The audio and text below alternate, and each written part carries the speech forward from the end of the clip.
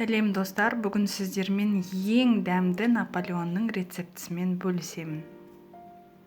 Бізге керек ұн, қаймақ, сары май, жұмыртқа, тұз, қамыр қопсытқыш. Ұнды електен өткізіп, қамыр қопсытқыш пен тұзды қосып араластырамыз. Тоңазытқыштан майымызды алып, ұнның үстіне күшпен өткіземіз. Қолымызбен крошка жасаймыз. Жұмыртқаны араластырып, қамырымызға қосамыз. Қаймақты қосып, жұмсақ, қолға жабыспайтын қамыр илейміз. Қамырды көп илеп те қажет емес, жиналса болды. Дайын болған қамырымызды бөліктерге бөлеміз. Менде 8 бөлік шықты. Сіздер кішкентай торт қаласаңыздар, 9-10 бөлікке бөліп шықсаңыздар болады. Пищевой пленкамен морозильникке 1 сағатқа салып қоямыз. Креміне сүт, жұмыртқа, ұн, қант, май, жүгері крахмалы және сгущенка. Асты қалың кастрюльге жұмыртқаны, қантты, ұнды және жүгері крахмалын салып араластырамыз.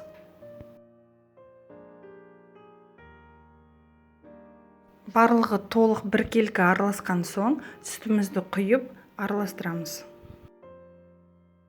Газға орташа отқа қойып, әрдайым араластырып отырып, қоюланғанша пісіреміз.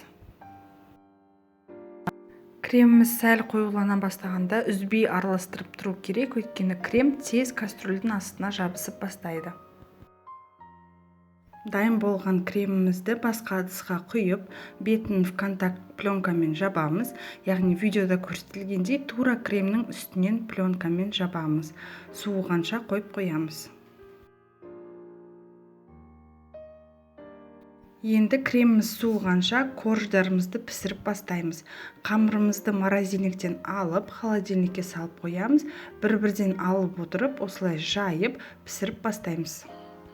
Пергамент қағазына ұн сеуіп отырып, 24 см диаметрде қамырымызды жаямыз. Дайын болған қамырымызды кеспейміз, шанышқымен тесіп шығамыз. Қызып тұрған пеште 180 градуста 5-10 минуттай пісіріп аламыз, қызарғанша пісіреміз. Коржды ыстық кезінде кесіп аламыз.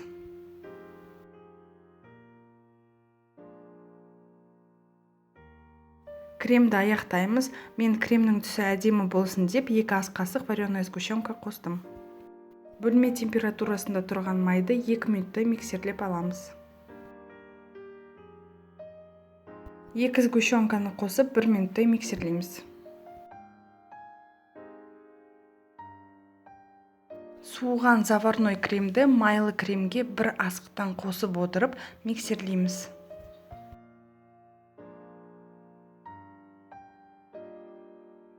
Осындай воздушный әдемі түсті креміміз дайын болды.